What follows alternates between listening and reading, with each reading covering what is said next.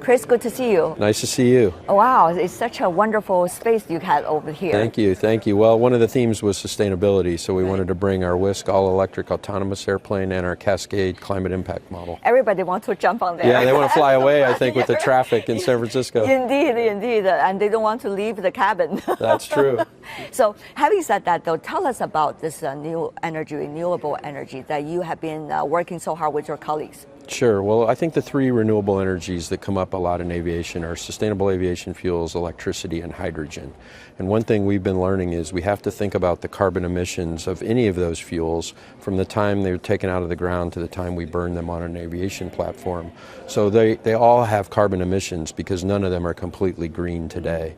But sustainable aviation fuels, because it can be used by existing airplanes, is something the industry really feels like can be a big part of the solution to decarbonize aviation. We just have to come together to have more of it. But how would they come into being, sustainable aviation fuel? What are these originally? How much do we need to put into it in order to turn them into sustainable aviation fuel? In process, how much carbon has been produced? Sure. Well, we use the jet fuel today, which is pulling fossil fuel out of the ground, and we understand the emissions associated with jet fuel. But sustainable aviation fuels use a recycled carbon, like some oils or greases that have already been pulled out of the ground and used. So like cooking oil, earlier your colleagues were telling me. Yes, cooking oils, waste gases from landfills, these kind of things. There's a lot of innovation going on in this fuel area. But there's about 8 different ways the fuels can be made today, but they're all limited in how much of it you can blend with jet fuel. So every one of the SAFs that's made today is 50-50 blend limited with jet fuel. But that's not a problem. This is like a number you come up with after how long an experiment? That usually takes 4 or 5 years to get these fuels approved. There's an approval body called ASTM. Usually there's scientists and chemists and people from the manufacturers and the engine companies that are on there to determine that those fuels are going to be safe as a drop-in equivalent to jet fuel. And so that exists today. We just don't have very much of that. But people know that the emissions improvement we can get out of that can be anywhere between 30 and 85%. Since the airplanes are flying from one place to another, sure. So how will the carbon be calculated in a way? Well, the airlines can actually account for this pretty accurately already because they know the exact routes they fly, they know exactly the number of hours they fly the airplane, how much fuel they burn, and they know how much carbon is emitted from that fuel. So it's actually a fairly straightforward calculation for airlines because the data on flights is so recorded. And we built the Cascade Climate Impact Model to mirror the global aviation system and then look at what can be done to reduce the carbon impact. And we just actually demonstrated that tool at Peking University Institute of Energy. That's nice. Peking University Institute of Energy. Yeah. So what specific part you have been working with them? Well, we've done research on SAF with China probably for the last 13 or 14 years. Air China actually flew an airplane, a 747, on sustainable aviation fuel, I think in 2010. And we've been working to establish research centers. We've worked on Peking University's report on sustainable aviation fuel.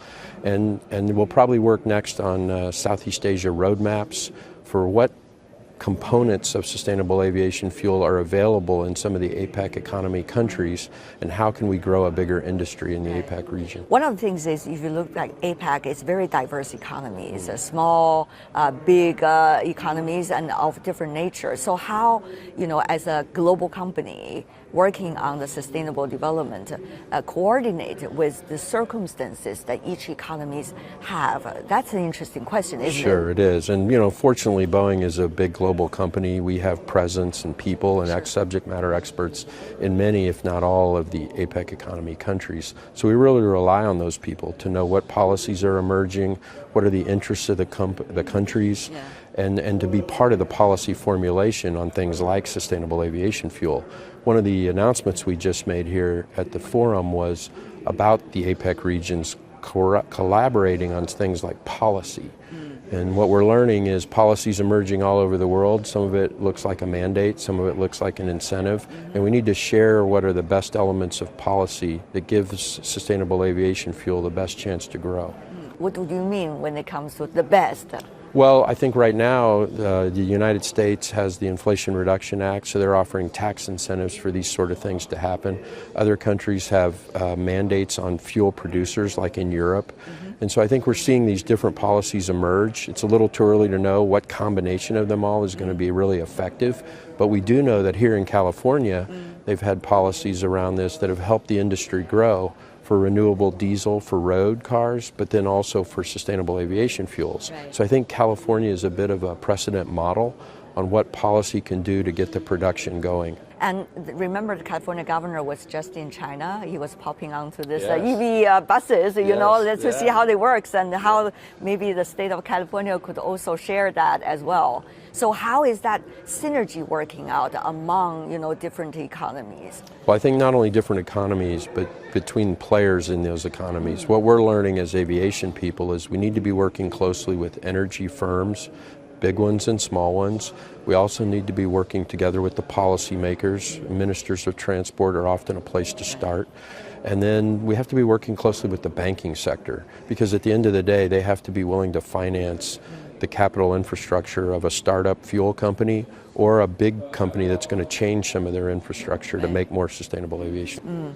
And my final question for you about the latest technologies, how to make sure they're being shared. You know, there's always comparison you can make with the electronic vehicles, because that's a transportation that people understand, right? So now it's so popular, and for example, like people in China, they use that 50 to 60% in China's energy use now become renewable. So having said that though, how can we let people understand better about the renewable energy used in the aviation industry with the case study of electronic vehicles? Well, one of the reasons we invented the Cascade Climate Impact Model was to be able to engage governments and airlines on what would make a difference to the carbon emissions of aviation. And that has taught us a lot of things. We've always known that newer, more fuel-efficient airplanes are better because they're more fuel-efficient than the previous versions they replace, and therefore they emit less carbon. So those kind of things have always been there. But now we're talking to policymakers about SAF, because we think it has the biggest potential over the next 30 years to reduce the carbon emissions. But our industry has two bodies we're very fortunate, in my opinion. One is the International Civil Aviation Organization, which 193 countries belong to, so the aviation offices of all those countries have a forum to come together and talk about policy. On the same page, can be on the same page. And then we have IATA, the International Air Transport Association. So there's 200 and some airlines that are there. So between those two groups of people, you know, we can at least have these discussions, this sharing about what policies need to be put in place as SAF scales up around the world. Chris, what a pleasure. Thank you so much. Thank you, Wei. Thank you. And that's all the time we have for today. The APEC Economic Leaders Meeting wrapped up already in the city of San Francisco. On behalf of my teams here in San Francisco and Beijing, thanks for watching. I'm Tian Wei. Bye for now.